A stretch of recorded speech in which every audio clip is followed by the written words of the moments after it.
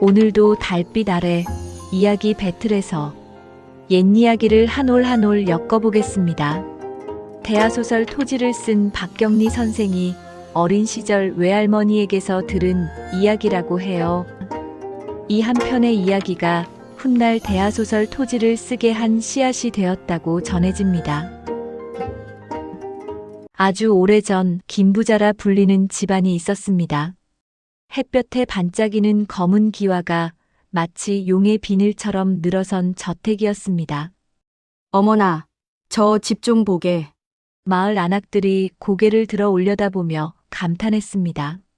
작년 가을에도 머슴들이 보름을 쉬지 않고 별을 날랐다지 뭔가. 곡식 창고가 얼마나 큰지 쌀이 산처럼 쌓여 있다던데. 하지만 그 감탄 뒤에는 씁쓸함이 묻어났습니다. 김부자 부부의 인색함은 마을에서 모르는 이가 없었습니다. 이른 아침 김부자의 아내가 머슴을 불렀습니다. 이놈아, 문 앞을 말끔히 쓸었느냐? 예, 마님, 혹시 처마 밑에 거지 새끼들이 눌러 자진 않았겠지? 살펴보았습니다. 아무도 없었습니다. 담장 밑도 잘 봐라. 저런 것들이 우리 집 앞에 눌러 앉으면 복이 달아나는 법이다. 마님의 눈에는 굶주린 사람의 고통 따위는 보이지 않았습니다. 오직 자신의 곳간에 쌓인 쌀가마니만 보였을 뿐이었습니다. 우물가에 모인 마을 사람들이 수군거렸습니다. 저렇게 많은 재물을 모아서 무얼 하려는 걸까? 죽을 때 가져갈 것도 아닌데 참. 쉿, 큰 소리 내지 마. 이 동네 땅 절반이 다 저 양반 것이야. 아무도 감히 김부자 집에 가서 바른 말을 하지 못했습니다. 그의 봄은 유난히도 가물었습니다. 4월이 지나 5월이 되어도 하늘에는 구름 한 점 보이지 않았습니다. 올해는 농사를 망쳤구먼. 들판의 흙은 갈라져 금이 가고 우물물은 바닥을 드러냈습니다. 농사를 망친 사람들은 길을 나섰습니다. 어디론가 먹을 것을 찾아 혹은 일자리를 찾아 떠돌았습니다. 마을 어귀에 낯선 얼굴들이 늘어났습니다. 남루한 옷을 걸친 사람들이 줄인 배를 움켜쥐고 이 집 저 집 문을 두드렸습니다. 여기 밥 한 그릇만 시주해 주십시오. 우리 집도 먹을 게 없네. 다른 데로 가보게. 하지만 김부자의 집 대문은 굳게 닫혀 있었습니다. 아니, 빗장을 두 겹으로 걸고 머슴까지 세워두어 아예 가까이 오지도 못하게 막았습니다. 한 노인이 비틀거리며 대문 앞에 섰습니다. 주인 양반, 사흘을 굶었습니다. 제발. 머슴이 몽둥이를 들고 나왔습니다. 돌아가시오. 주인님 분부하시기를 올해는 농사가 어려우니 우리 집도 조심해야 한다 하셨네. 머슴의 말에는 미안함이 묻어 있었지만 주인의 명을 거역할 수는 없었습니다. 하지만 저 안에 쌀이 산처럼 쌓여 있지 않소? 한 줌만. 물러가시오! 김부잣집 대문은 끝내 열리지 않았습니다. 그의 여름엔 엎친 데 덮친 격으로 가뭄에 이어 전염병인 호열자마저 번져갔습니다. 마을마다 죽는 이가 속출했습니다. 사람들은 병을 피해 혹은 먹을 것을 찾아 뿔뿔이 흩어졌습니다. 어느 날 해질녘이었습니다. 한 젊은 아낙이 아이를 등에 업고 김부자의 집 앞에 당도했습니다.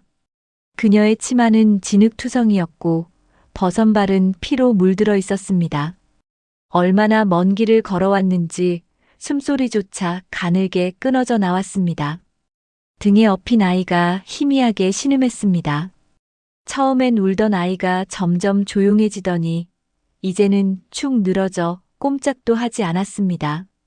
아가야, 조금만 참아라. 아낙은 떨리는 손으로 김부잣집 대문을 두드렸습니다. 똑똑똑, 주인 어른, 계십니까? 똑똑똑.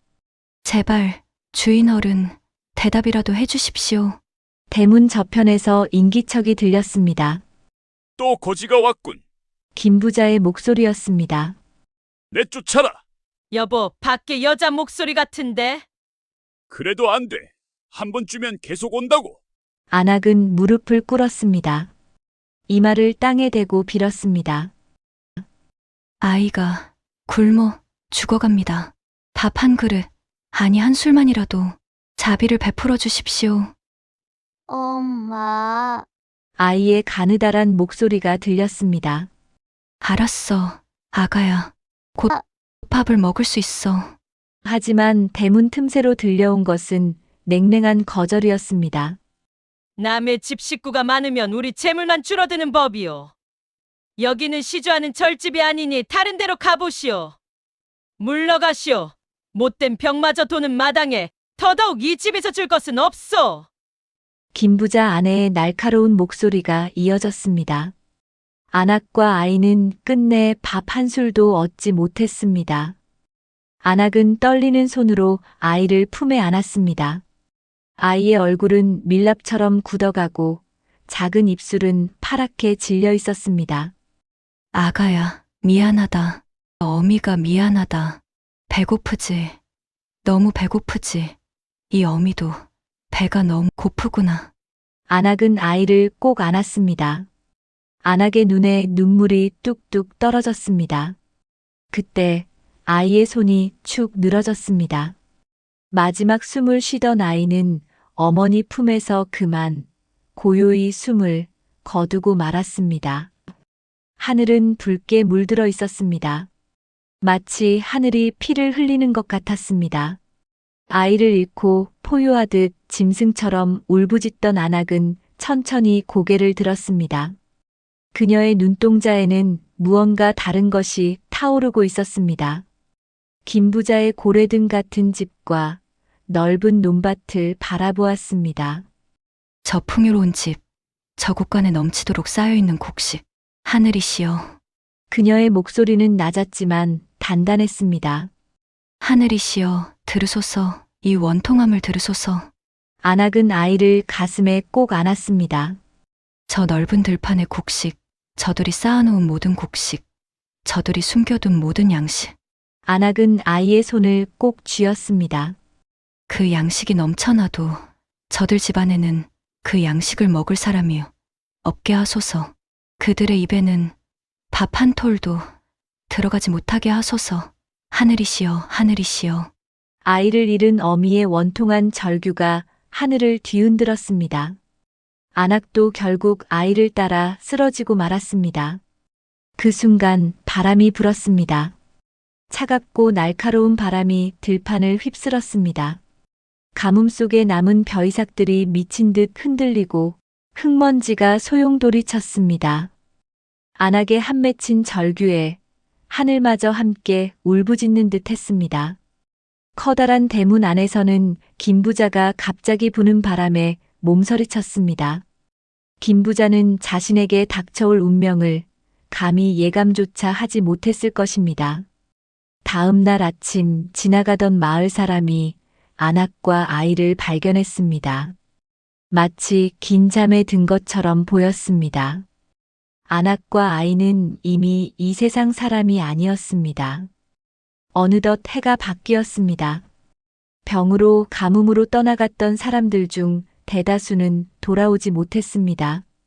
가뭄과 호열자에도 김부자네 식솔들은 큰 타격을 받지 않았습니다. 이상하게도 김부자네 논만 풍년이 들었습니다. 다른 집은 또 흉년인데 우리만 잘 됐구만. 김부자는 기뻐했습니다. 지난해 일은 까맣게 잊었습니다. 아내도 덩달아 신이 났습니다. 올해는 쌀값이 오를 게 분명해요. 팔지 말고 모두 곳간에 쌓아두세요.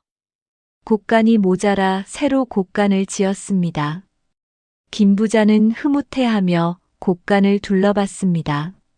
쌓인 쌀가마니가 천장까지 닿을 듯 했습니다. 자물쇠 확실히 채워라. 도둑이 들면 안 되니까. 철컥, 철컥. 곡간마다 자물쇠를 2개씩 채웠습니다. 며칠 뒤 어느 날 오후였습니다. 머슴이 혼비백산하여 달려왔습니다. 주인마님, 큰일 났습니다. 곳간에서 뭐가 어쨌다는 거냐? 똑바로 말해. 고약한 냄새가 납니다. 냄새? 김부자가 황급히 곳간으로 달려갔습니다. 자물쇠를 열고 문을 여는 순간 으! 이게 무슨... 코를 찌르는 악취가 확 퍼졌습니다. 썩은 내, 곰팡이 냄새, 그리고 형언할 수 없는 악취. 이럴 수가... 겉으로 보기엔 멀쩡한 쌀가마니였습니다. 하지만 손을 넣자 시커먼 무언가가 묻어났습니다. 이게 뭐야? 검은 곰팡이가 쌀알 사이사이로 번져 있었습니다. 벌레들도 꿈틀거렸습니다. 어서 밖으로 꺼내! 햇볕에 말리면 되겠지. 머슴들이 쌀가마니를 끌어냈습니다. 마당에 쏟아 햇볕에 말렸습니다. 하지만 소용없었습니다. 말려도 뒤집어도 채로 쳐도 다음 날이면 더 심하게 곰팡이가 폈습니다. 이놈의 것들이 대체 왜 이러는 거야? 김부자는 소리쳤습니다. 돈 들여 새 곳간까지 지었는데 왜 이러는 거냐고? 김부자의 아내는 넋을 잃고 썩어가는 쌀을 바라봤습니다. 이럴 리가 없는데. 그날 밤 다른 곳간도 확인해 봤습니다. 모두 같았습니다. 새로 걷어들인 쌀이 모두 모조리 검게 썩어가고 있었습니다. 으악, 이럴 수가 도대체 어떻게 된 거야? 며칠 뒤 더 큰 일이 벌어졌습니다. 주인 마님, 황소가 황소가 왜? 갑자기 미친 듯이 날뛰고 있습니다. 힘세고 온순하던 황소가 눈을 부라리며 날뛰고 있었습니다. 어이쿠! 잡아라! 어서! 황소는 이상한 소리를 내며 발버둥 쳤습니다. 그러더니 갑자기 쓰러졌습니다.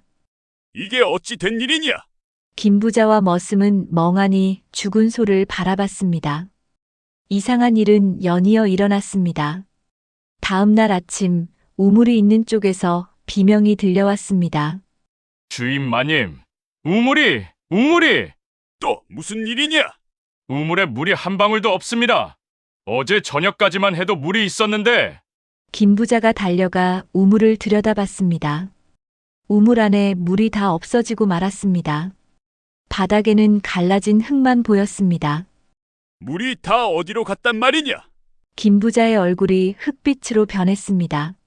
이런 도대체 이게 무슨 일이란 말이요? 김부자의 아내의 목소리는 떨렸고 손끝은 차갑게 얼어붙었습니다.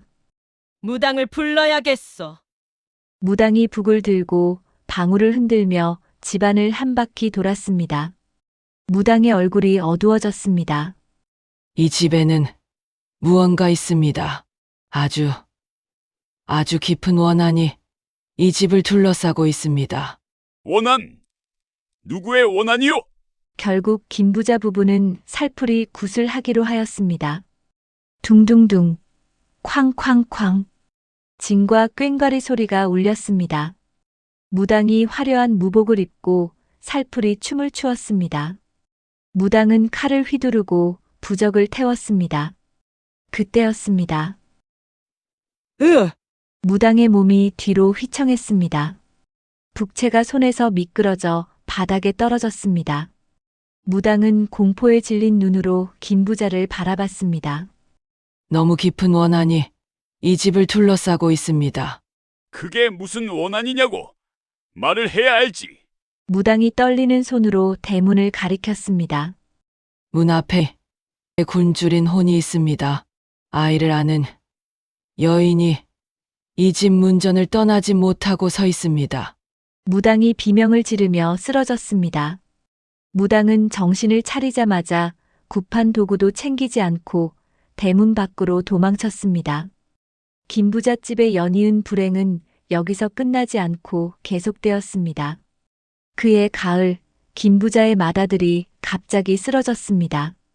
의원이 다녀갔지만 아들의 병은 도무지 나아지지 않았습니다. 물을 주세요. 큰아들에게 물을 주었지만 아들은 물을 삼킬 수가 없었습니다. 입술은 타들어가는데 목으로 물이 넘어가지 않았습니다. 아들이 중얼거렸습니다. 배고파요. 너무 배고파요. 아들의 눈은 초점을 잃고 허공을 바라봤습니다.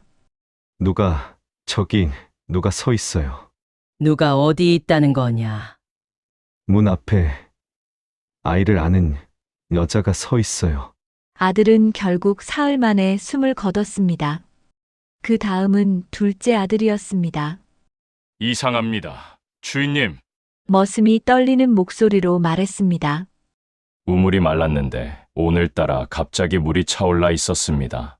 뭐라고? 그래서 둘째 도련님이 물을 기르러 갔다가 발을 헛디뎌서 그만. 둘째 아들도 우물에 빠져 세상을 떠나고 말았습니다. 이제 남은 자식은 막내딸 뿐이었습니다. 하지만 막내딸마저 혼인을 앞두고 병들고 말았습니다. 배가 너무 배가 고파요. 문 앞에 누가 아이를 안고 서 있어요. 그것이 딸의 마지막 말이었습니다. 자식을 모두 잃은 김부자 부부는 무너지고 말았습니다. 재물이 아무리 많아도 자식이 없으면 무슨 소용인가? 이게 다 그때 그 여자와 아이 때문이요. 김부자의 아내가 울부짖었습니다. 김부자는 귀를 막았습니다. 그는 곳간으로 갔습니다. 썩어가는 쌀가마니들 사이에서 내가 뭘 잘못했단 말이냐? 내 것을 지키려 했을 뿐인데 내가 평생 모은 것들인데. 그의 손은 쌀가마니를 어루만졌습니다. 차갑고 축축하고 썩은 냄새가 났습니다. 내 것인데, 다 내 것인데. 김부자는 그날 밤 쓰러졌습니다. 아내가 달려왔지만 김부자는 이미 숨이 끊어진 뒤였습니다. 죽는 순간까지 김부자는 곳간 열쇠를 움켜쥐고 있었습니다. 연이어 자식을 셋이나 모두 잃고 남편마저 잃어버린 김부자의 아내는 결국 넋을 놓고 말았습니다. 자식 셋의 무덤 앞에서 몇 날 며칠을 앉아 있다가 그대로 쓰러졌습니다. 그녀의 손에도 곳간 열쇠가 꽉 쥐어져 있었습니다. 김부자 부부는 결국 모든 것을 잃었습니다. 김부자의 집에는 곡식도 사람도 아무것도 남아있지 않았습니다. 세월이 흘렀습니다. 몇 번의 봄이, 몇 번의 가을이 지났습니다. 김부자의 집안엔 사람의 발길이 완전히 끊어졌습니다. 기와집은 무너지고 대들보는 썩어 쓰러졌습니다.